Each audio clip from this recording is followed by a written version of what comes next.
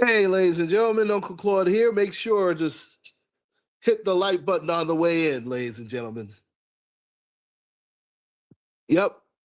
You see today's topic, stupid ass celebrities. Notice how I spelled it. Make sure once again to step in and hit that like button. I'm going to start off,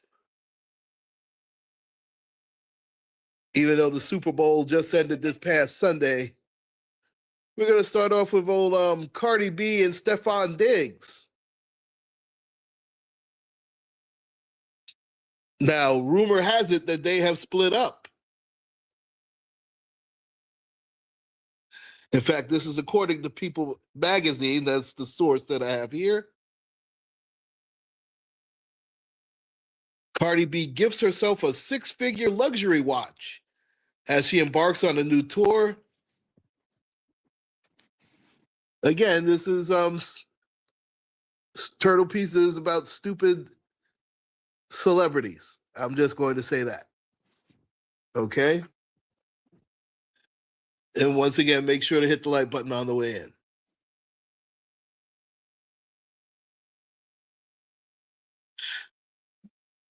Cardi B just gifted herself an Admiral's Puget watch that she gifted herself before embarking on her tour. And that was yesterday. Hey, Mr. Carruthers, how are you? Good to see you. Good to see you. A video shared by Benny the Jeweler showed the mom of four who wore a little black dress and over-the-knee boots having her high-end watch fitted.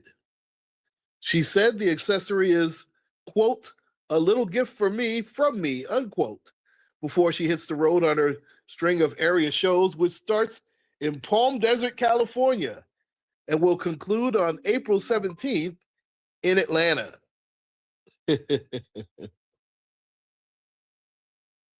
Always one to make a statement with her fashion, Cardi selected the Royal Oak frosted gold double balance wheel open work timepiece that, according to Elle, features 32 baguette cut rainbow sapphires on the face and is made with an 18 karat frosted gold case.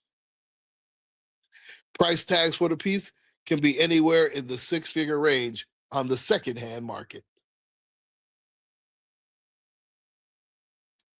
Cardi B has never shied away from flaunting her most valuable assets, that is, in the fashion department, and proved so after she stepped out for a date night with Stefan Diggs in December with a rare Hermes. It's my brother, Dr. Manhattan. You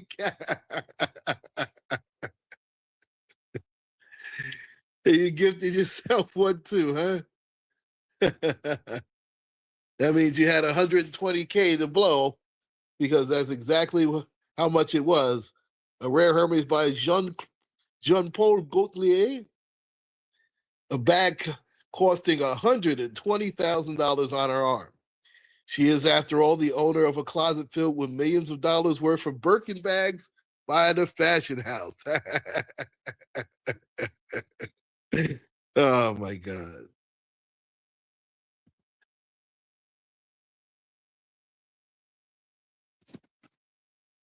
And while there has been an update on the Bodak Yellow rapper's watch collection, there's also been a possible new development around her relationship with Stefan Diggs.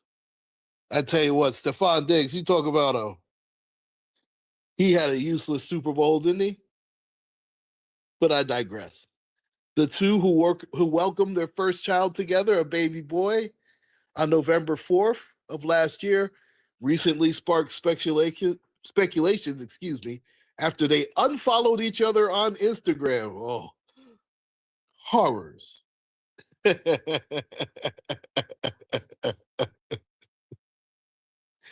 Diggs played in the Super Bowl with the New England Patriots, but the team lost to the Seahawks 29-13 during the February 8th game held at Levi Stadium in Santa Clara, California. It is unclear when exactly the pair unfollowed each other. They did confirm their relationship in June of last year. Cardi made a surprise appearance during the Bad Bunny halftime show performance with a star-studded lineup of guests, including Pedro Pascal, Karol G, and Jessica Alba. I do not need to say anything more. That was a terrible Super Bowl halftime show. 5 kids, 5 baby mamas, or something. No, well, actually, I think Stefan Diggs has. I believe she has 5 kids, but her baby fathers are Offset and this guy. Now, Stefan Diggs has multiple baby mamas, allegedly.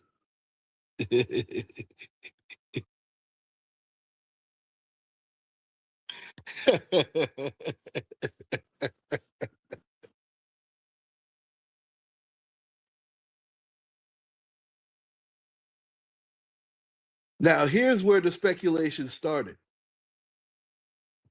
Yeah, Diggs get around. I mean, let's face it.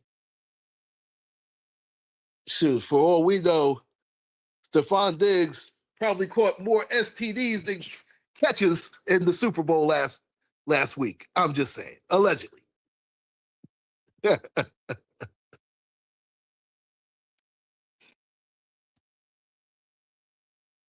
Now, again, breakup rumors are swirling around them on the heels of the Super Bowl.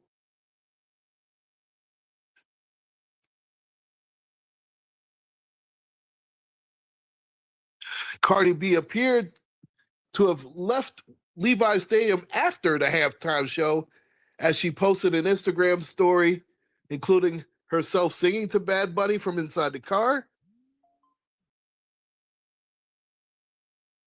And at the Super Bowl party earlier that day, an ESPN reporter asked Cardi if she had an inspiring message for Diggs ahead of the game, to which she replied, "Good luck." And she did it in a pretty uninspiring way. I'm just saying.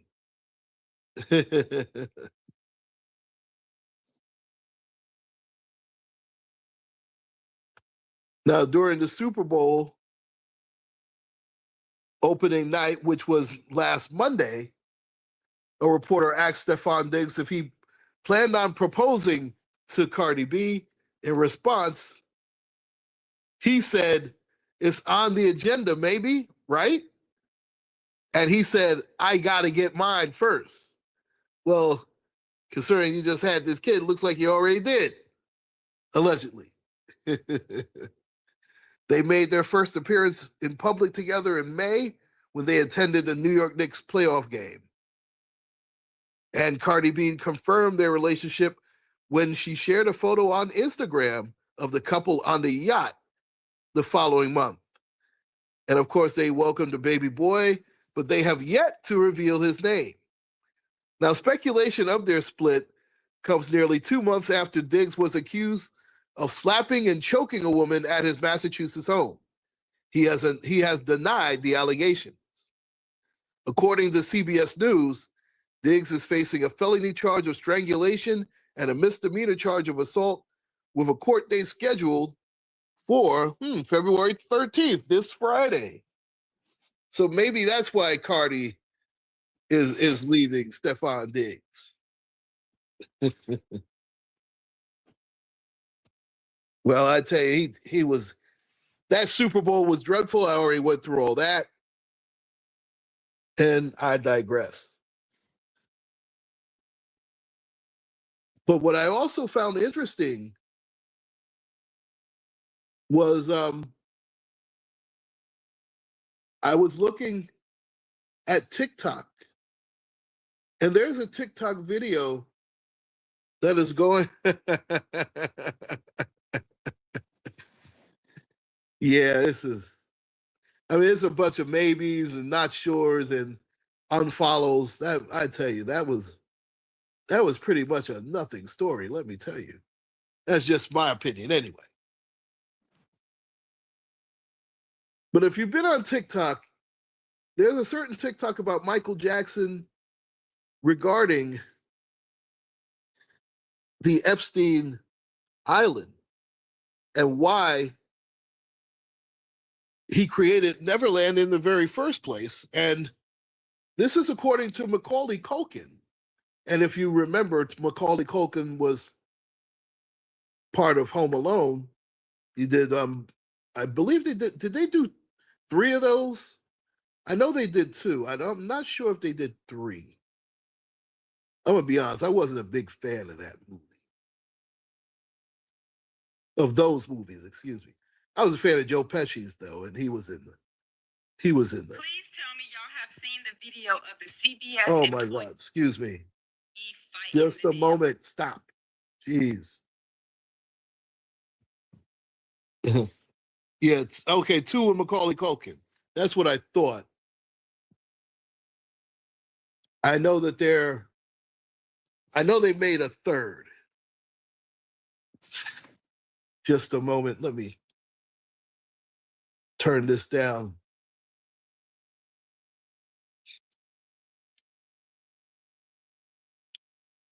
Excuse my technical difficulties there.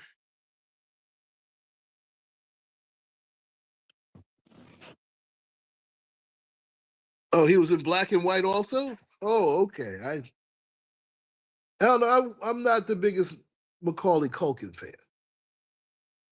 I guess, as you can tell. Okay. Just one moment.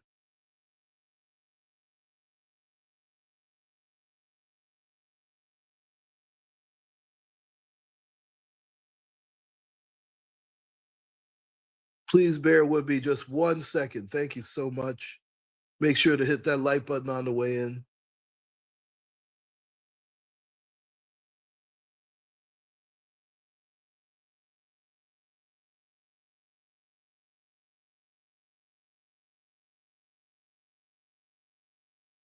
Goodness gracious. Why can I not find this now? Unbelievable. This is terrible. Just a moment. For some reason, I cannot find this.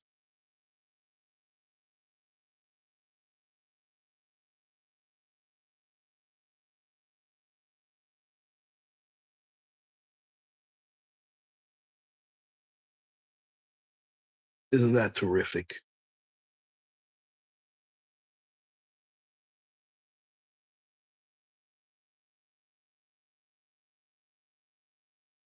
Just a moment. I don't know why all of a sudden I cannot find this.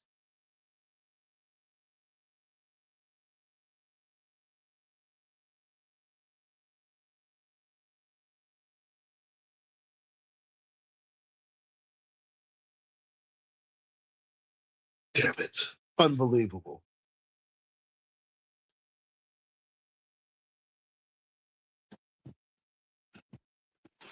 Just one moment, please. Just bear with me.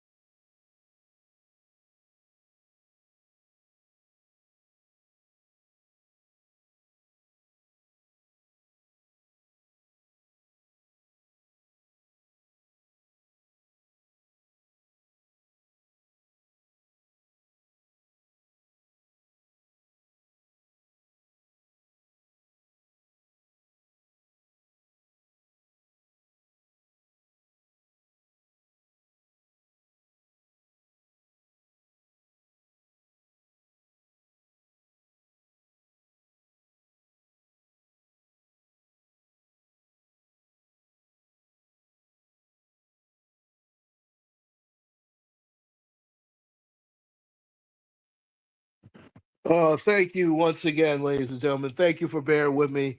Make sure to hit the like button. I do apologize for the inconvenience. Okay. Yeah, there's this TikTok video.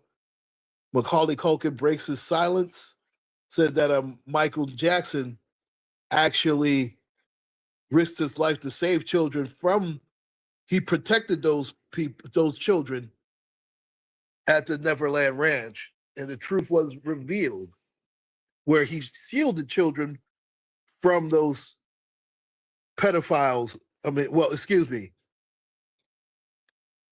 pedios. I have to say it that way for YouTube purposes. And of course, he was falsely accused of abuse. You remember what Michael Jackson went through. One of the few people that did publicly defend him was, of course, Macaulay Culkin. And I believe Corey Feldman was the other one that is famous for also backing Michael Jackson. In fact, Michael Jackson was very, very huge in getting Britney Spears. Hey, man, my nephew Anthony Dixon, long time. So good to see you. So good to see you. But yes, Michael Jackson, and I was just talking about how terribly he was treated here in the United States. And now we see why, because he actually stood up against those people on Epstein's Island. And he provided children with a sanctuary, protecting them from harm and abuse. But he was misrepresented as a criminal and falsely accused of abuse. And two of the people who were most terrible towards Michael Jackson was, I believe, Martin Bashir, because if you remember the ABC News so-called documentary, he interviewed Michael Jackson, and he tried to put him in a real peculiar position. I definitely remember that because Michael was explaining to him, listen, of course, he was not a nasty person, and those kids, he tried to make it look like he was a weirdo because he had kids sleeping with him, but he clearly had explained, and I remember that interview so well. Yeah, that was a very infamous interview. I tell you what, you are so right, nephew. Man, this week's events have been very eventful, to the Epstein files, to the Olympics, to the Super Bowl. I tell you what, the Super Bowl was a big letdown as far as I'm concerned. The Winter Olympics, I don't get as jazzed up for that as I do the Summer Olympics. But from what I have seen, especially, I have to be fair, the figure skating actually has always been very good. And the women's hockey, we're always good in women's hockey. Our women's team is better than the men's team, but I digress. And we just talked about how Martin Bashir was so terrible towards Michael Jackson. But I don't think anybody was as terrible to Michael Jackson as Oprah Winfrey. Now, anybody that's been in this space for any amount of time knows how I feel about Oprah Winfrey. Oprah Winfrey is a damn snake. I hate that. Well, excuse me. Hate is a terrible word to use, and it's a very harsh word to use. I hate Oprah Winfrey. Yeah, I said it. I can't stand that woman. She's an absolute disgrace. She tried to present herself as a friend to the Jackson family, and all she did was stab them in the back. And then we remember that so-called documentary that she did. Oh, we have to believe the victims. Now, meanwhile, that Weight Watchers whore, excuse my French, had the absolute nerve to talk about Michael Jackson. And we all see now how Michael Jackson was protecting the kids Well, she did such a poor job in protecting her children in her school in Africa. Let's start with that, number one. And number two, who was one of her closest allies and friends? And if you notice, she stood by old Harvey Weinstein. And we all know how that ended up, don't we, ladies and gentlemen? So I don't want to hear a damn thing come out of Oprah Winfrey's mouth. She makes me sick. What a disgusting, vile human being she is. And the way that she waited till after Michael Jackson wasn't here to defend himself on top of that. Man, I just can't stand her. I can't stand her. Can't stand that woman. Oh my goodness. I tell you, first of all, I never liked okra, the damn vegetable, because it's a slimy vegetable. And I've always called her Okra Winfrey for obvious reasons, because that is one slimy bitch. But those are my stupid ass celebrities for Wednesday, February 11th, 2026. But before I go, I would be remiss if I did not mention, I don't know how many guys used to watch.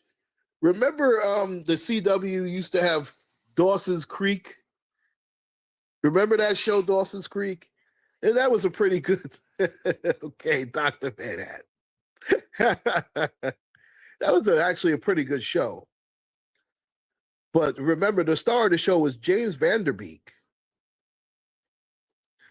Well, Mr. Van Der Beek unfortunately passed away from stomach cancer. Yeah, R.I.P. to him. He, at the very young age of 48. Yep. Yeah, I remember that too on the WB. That was before it became the CW. James Van Der Beek. I remember last time I saw him, I believe he was in a Lifetime movie. But he had a very, very distinguished career during Dawson's Creek and after. And he battled for a number of years with the stomach cancer, and he unfortunately passed away at the very young age of 48. And our condolences go to his family and his loved ones. I'd like to thank my nephew, Anthony Dixon, excuse me, man, please forgive me, Dr. Manhattan, Mr. Carruthers, all those in the clouds, all those in the bushes. UncleClaude signing out. Make sure to like, share, and subscribe. Take care. Stay safe. And God bless. Good night, everybody. And happy hump day.